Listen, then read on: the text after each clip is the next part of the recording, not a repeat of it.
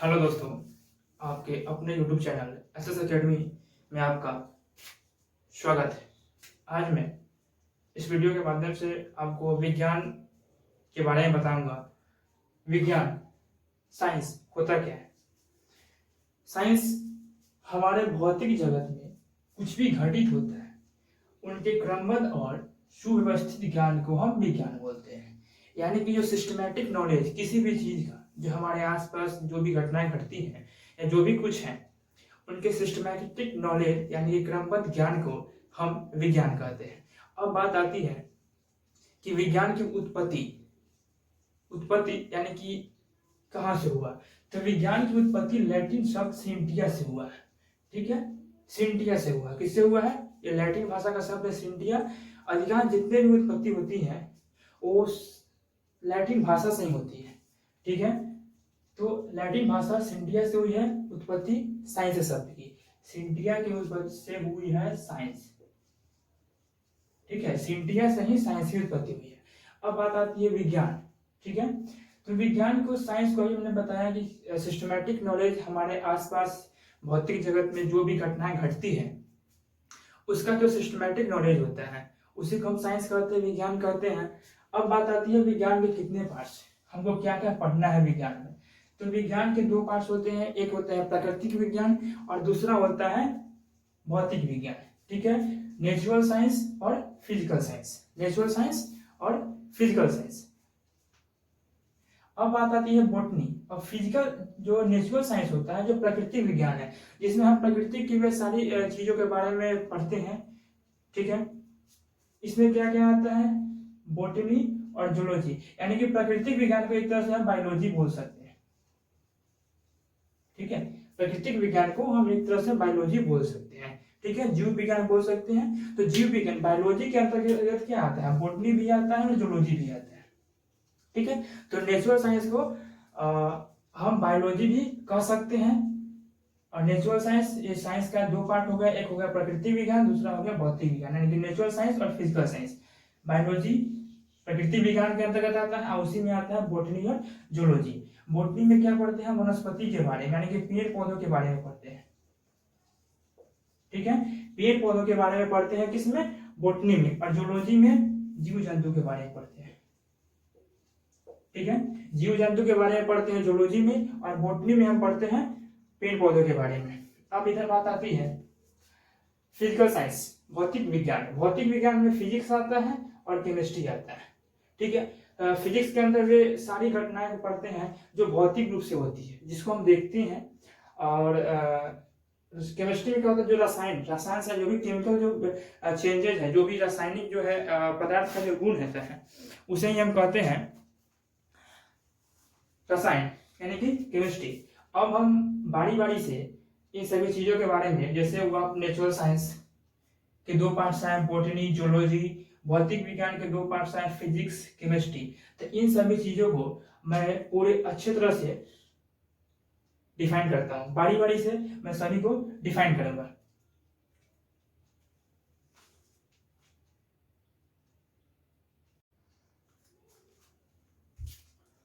दोस्तों, तो अब मैं बात करूंगा फिजिक्स, भौतिक विज्ञान, फिजिकल साइंस। इससे पहले मैंने बात किया था साइंस का पार्ट्स, नेचुरल साइंस और फिजिकल साइंस। तो फिजिकल साइंस में फिजिक्स और केमिस्ट्री, भौतिकी शास्त्र, भौतिक शास्त्र और रसायन शास्त्र, इनके बारे में बात करूंगा। भौतिकी, फिजिक्स, भौतिक शास्त्र जो फिजिक्स है, इसके अंतर्गत द्रव्य, मैटर और द्रव्य और ऊर्जा का अध्ययन करते हैं। भौतिकी के अंतर्गत हम द्रव्य यानी कि मैटर, इंग्लिश में मैटर बोलते हैं, और ऊर्जा यानी कि एनर्जी, इसके बारे में अध्ययन करते हैं। अध्ययन की सुविधा के लिए भौतिकी यानी फिजिक्स को 8 भागों में बांटा गया है। कितने भाग में बांटा गया है? 8 भाग में। यांत्रिकी, मैकेनिक्स, ध्वनि, साउंड, ऊष्मा, हीट, प्रकाश, लाइट, विद्युत, इलेक्ट्रिसिटी, चुंबकत्व, मैग्नेटिज्म, इलेक्ट्रॉनिक्स, आधुनिक और परमाणु विज्ञान, मॉडर्न एंड एटॉमिक फिजिक्स। तो अध्ययन की दृष्टि से फिजिक्स यानी कि भौतिक शास्त्र, इसको 8 भाग में बांटा गया है। यांत्रिकी, ध्वनि, ऊष्मा, प्रकाश, विद्युत, चुंबकत्व, इलेक्ट्रॉनिकी, आधुनिक और परमाणु भौतिकी, इन 8 भागों में बांटा गया है। अब इसके बाद बात करते हैं यांत्रिकी।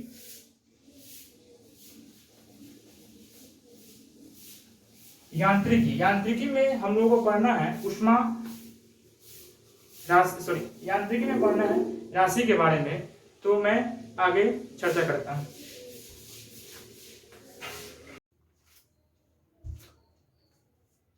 दोस्तों, आगे बढ़ने से पहले मैं एक चीज बताना चाहता हूं कि जितने भी अभी मैंने क्लासिफिकेशन किया है साइंस के बारे में, natural science, physical science, physics, chemistry, biology, botany, ये सभी चीज़ों के बारे में जो मैंने डिस्कस किया है, उन सभी के बारे में जो उनका पर्सनल जो डिटेल्स है, ठीक है, यानी कि उनका जो खुद का जो डिटेल्स है वो मैं प्रत्येक सब्जेक्ट स्टार्ट करने से पहले मैं बता दूंगा। जैसे कि अभी मैं फिजिक्स के बारे में चर्चा कर रहा हूँ, तो फिजिक्स के जनक पता होना चाहिए, फादर ऑफ फिजिक्स।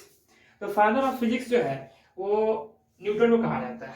न्यूटन जिन्होंने गति नियम दिया था, न्यूटन का 3 गति नियम है, उन सभी चीजों के बारे में मैं आगे चर्चा करूंगा। फिलहाल भौतिक शास्त्र यानी कि फिजिक्स के फादर ऑफ फिजिक्स जो है वो आपको न्यूटन है।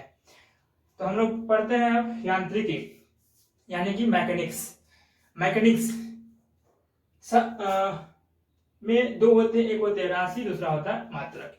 अब राशि क्या होता है, क्वांटिटी क्या होता है, तो संख्या में हम जो निरूपित करते हैं, संख्या के रूप में प्रकट किया जा सके उसे हम राशि बोलते हैं, ठीक है। यानी कि संख्या के रूप में हम जिसको निरूपित करें, प्रकट करें, उसको क्या बोलते हैं, राशि बोलते हैं। जैसे जनसंख्या, आयु, वस्तु का भार, यानी कि ये हो गया आपको राशि, जिसको हम 2, 4, 6, ये सब क्या है आपको राशि है।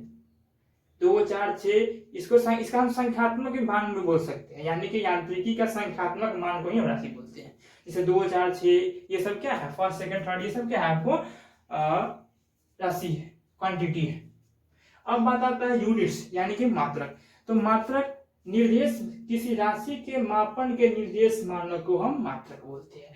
जैसे अगर हम द्रव्यमान यानी कि भार को हम वजन करते हैं, किसी वस्तु को हम वजन करते हैं, अगर वह वस्तु 2 तो ये 2 नहीं है, ये क्या हुआ, ये आपका राशि क्वांटिटी हो गया 2, लेकिन यही केजी लगा दिए, यानी कि उस वस्तु का वजन की बात हम कर रहे हैं।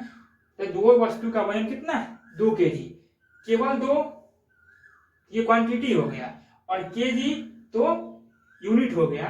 तो ये दोनों मिलाकर के हम क्या बोलेंगे उसको, मैकेनिक्स यांत्रिकी के अंतर्गत आता है, यानी कि 2 केजी, ठीक है। तो अभी मात्रक किसी राशि के मापन यानी कि केजी, मीटर, सेकेंड, बहुत सारे चीज जो है वो यूनिट यानी कि छोटे किसी भी चीज को मापने का एक छोटा पैमाना जो होता है, छोटा पैमाना, जैसे इतने बड़े पत्थर, सपोज करते हैं कि ये पेन, ठीक है, तो अगर इसको हम एक पैमाना मान लेते हैं, ये लेंथ वाला है, तो इसको हम पैमाना मान लिए, सपोज करते हैं यहां से ये, इसको हम 1 मीटर मान लिए, ठीक है। तो ये जो 1 मीटर मापे यानी कि इतना बड़ा जो स्केल है उसको हम 1 मीटर ले लिए, तो ये हमारा क्या हो गया, 1 मीटर, ये क्या हुआ, यूनिट हो गया, एक यूनिट पैमाना हो गया, ठीक है, यानी कि एक छोटा सा पैमाना हो गया। अब बात करते हैं क्वांटिटी यानी कि राशि। राशि भी 2 तरह के होते हैं, वेक्टर होते हैं और स्केलर होते हैं, यानी कि अदिश राशि होते हैं और आपको सदिश राशि होते हैं। सदिश राशि के बारे में बात करते हैं। सदिश यानी इसको बोलते हैं इंग्लिश में वेक्टर, राशि को क्वांटिटी बोलते हैं। इसको हम ऐसे डिनोट करते हैं, ठीक है, जैसे लिखना हो तो वेक्टर ए, वेक्टर बी, तो ऐसे लिखेंगे हम, ए बी के ऊपर चिन्ह ऐसे हम देते हैं। अब सदिश राशि में दिशा और परिमाण दोनों होता है, यानी कि डायरेक्शन और मैग्नीट्यूड दोनों होता है वेक्टर क्वांटिटी में। हिंदी वाले के लिए एक सहूलियत है कि अगर बहुत सारे जैसे वेग, विस्थापन, बल, इसको हम बोलेंगे तो विस्थापन, डिस्प्लेसमेंट, बल यानी कि फोर्स, वेग, ठीक है, तो ये सब वेलोसिटी, डिस्प्लेसमेंट, फोर्स, ये सब क्या है आपको वेक्टर क्वांटिटी है, ठीक है। और हिंदी वाले के लिए एक आसान सा तरीका है सदिश राशि पहचानने का, बहुत सारे हैं, उसको कितना हम याद करेंगे, याद करते हैं भूल जाते हैं, तो इसके लिए एक छोटा सा तरीका है, जिसमें अगर किसी शब्द में ठीक है। अगर ब और व लगा हो, वो पूरा लगा हो ब या आधा लगा हो, पूरा लगा हो व या आधा लगा हो, इससे कुछ लेना देना, मतलब उसमें ब और व पूरा हो या आधा होना चाहिए, तो हम उसको क्या बोलेंगे, वेक्टर बोले, सॉरी सदिश राशि बोलेंगे। ठीक है, वेक्टर इंग्लिश वाले के लिए नहीं है।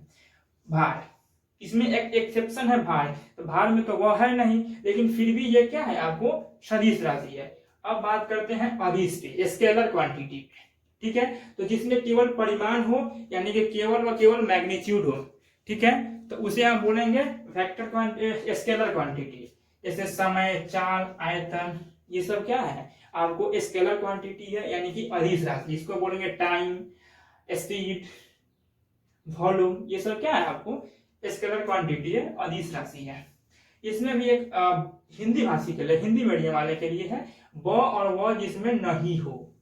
ठीक है, जिस किसी राशि में ब और व शब्द में ब और व नहीं, राशि वाले शब्द में ब और व नहीं हो, क्योंकि राशि तो हमने जान लिया ऊपर, लेकिन अब राशि में वो सदिश है या अदिश, उसके लिए हिंदी मीडियम को ये सहूलियत है कि ब और व हो तो वो सदिश है, और ब और व नहीं हो तो वो अदिश है। लेकिन इसमें भी अपवाद, जैसे दाब, विद्युत धारा, घनत्व, विभवांतर, द्रव्यमान और विद्युत आवेश।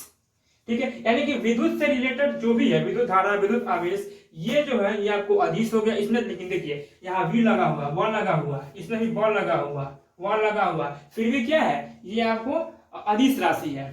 ठीक है, तो ये जो 6 है, दाब, विद्युत धारा, घनत्व, विभवांतर, द्रव्यमान और विद्युत आवेश, ये 6 एक्सेप्शन है जो यहाँ अदिश हैं, तो यहाँ सदिश नहीं होंगे ये।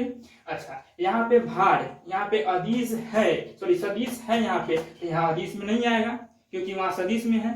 तो दोनों में अलग अलग पार्ट बन जाता है। ऐसा नहीं कि यहाँ भार है, मैंने बता दिया कि ब और व हो, फिर भी यहाँ पे भार में ब और व नहीं है तो ये सदिश है, तो यहाँ भी ये भार अदिश में आ जाएगा। ऐसा नहीं है, भार यहाँ पे जब आ गया तो वो यही रहेगा। जैसे यहाँ पे 6 दाब, विद्युत धारा, घनत्व, विभवांतर, द्रव्यमान, विद्युत आवेश, ये आ गया, यानी कि वो सदिश नहीं है। तो ये हो गया आपका एक्सेप्शन पॉइंट, जो मैंने बता दिया। हिंदी मीडियम वाले के लिए बहुत आसान तरीका है पहचानने का।